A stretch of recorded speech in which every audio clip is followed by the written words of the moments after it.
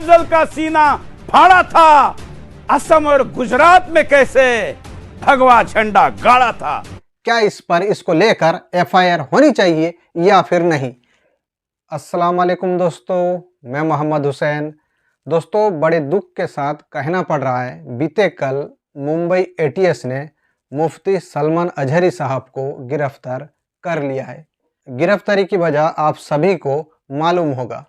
बीते कल दिन के तकरीबन 12 बजे तक मुंबई एटीएस ने मुफ्ती सलमान अजहरी साहब को डिटेन कर लिया था, लेकिन खबर बाहर आते आते शाम हो चुका था। शायद इसीलिए रात के 9-10 बजे कुछ लोगों ने इस खबर को चलाया। क्योंकि मैं खबर को पहले ही शूट कर चुका था और इसीलिए रात को मैंने वीडियो को पब्लिश कर दिया।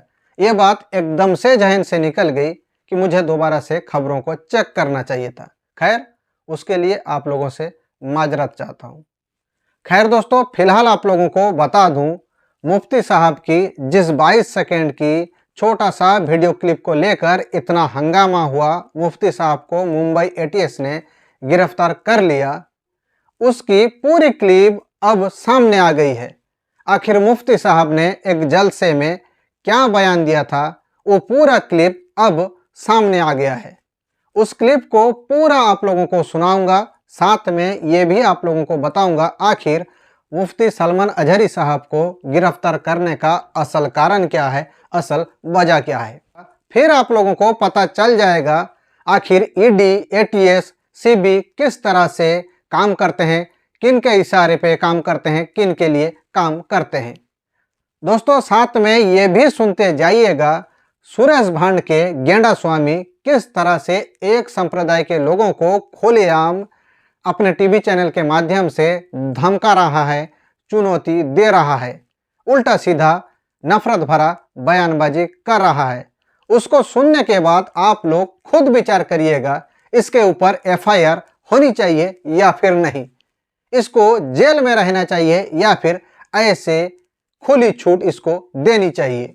उससे पहले आप लोग सुनिए मुफ्ती साहब के वकील का क्या कहना है, किस तरह से मुफ्ती साहब को बिना नोटिस के डिटेन कर लिया गया है। हमने ये भी कहा कि इलीगली डिटेन हुए थे, इनको हमारे को जो नोटिस देना चाहिए बाय लॉ, उन्होंने वो नोटिस नहीं दिया था 41A का सीआरपीसी के तहत, और सुप्रीम कोर्ट के जजमेंट भी है उसके ऊपर, अनिश कुमार करके।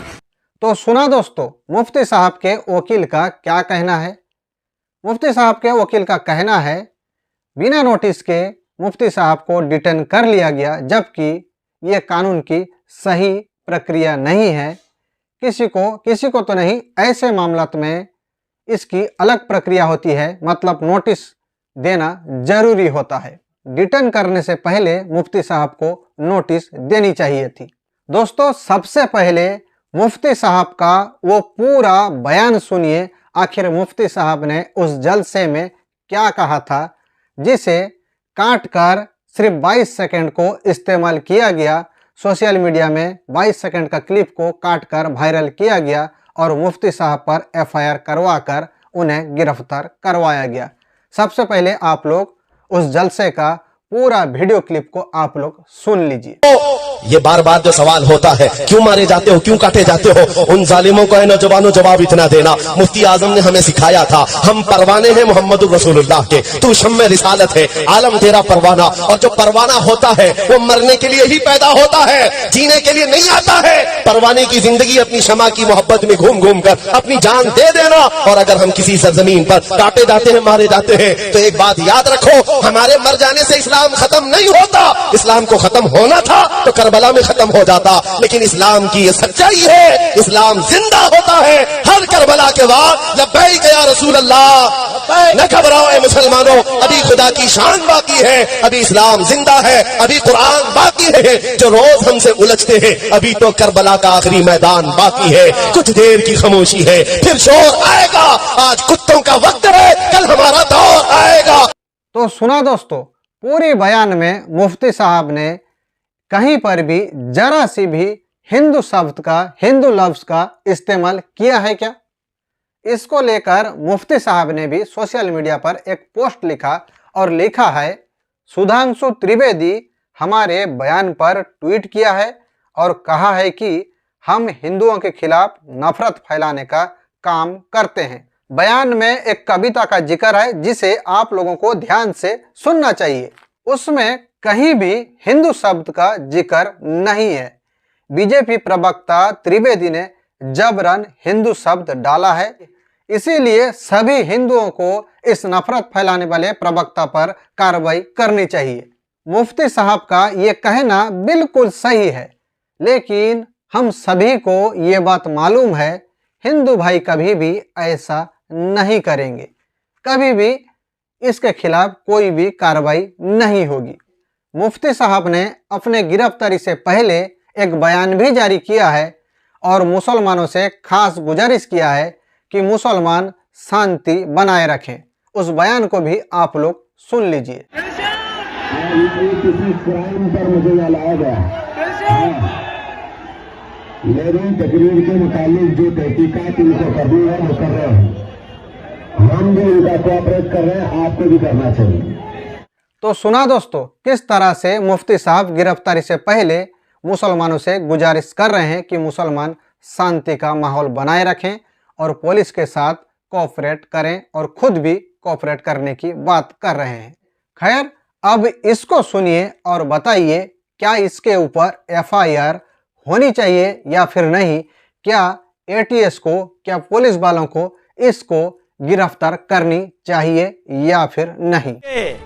वक्त हमारा तब भी था, सुन, तू कह रहा है ना कि कुत्तों का वक्त हमारा आएगा, तो सुन, वक्त हमारा तब भी था जब अफजल का सीना फाड़ा था, असम और गुजरात में कैसे भगवा झंडा गाड़ा था।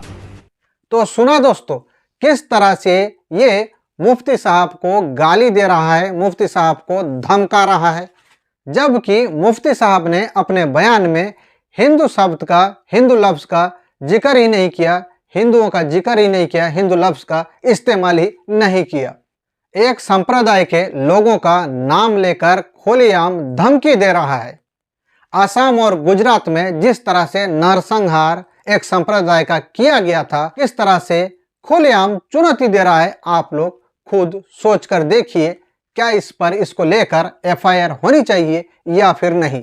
क्या एटीएस को, पुलिस वालों को, प्रशासन को इसका ये नफरत भरा बयान सुनाई नहीं दे रहा है।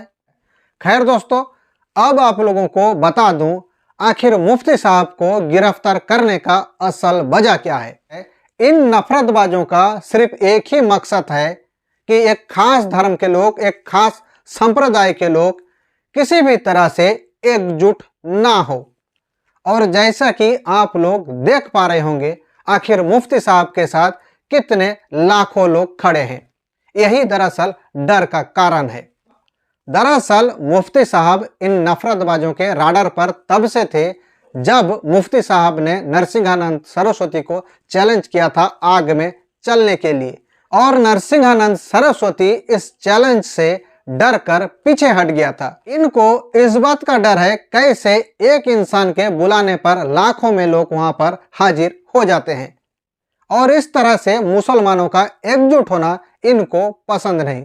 सिर्फ इसीलिए मुफ्ती साहब पर इतनी कार्रवाई की गई। खैर दोस्तों, ये वीडियो अगर आप लोगों को अच्छा लगा हो तो मेरा चैनल को सब्सक्राइब कर लीजिएगा, वरना गाली देकर निकल जाइएगा।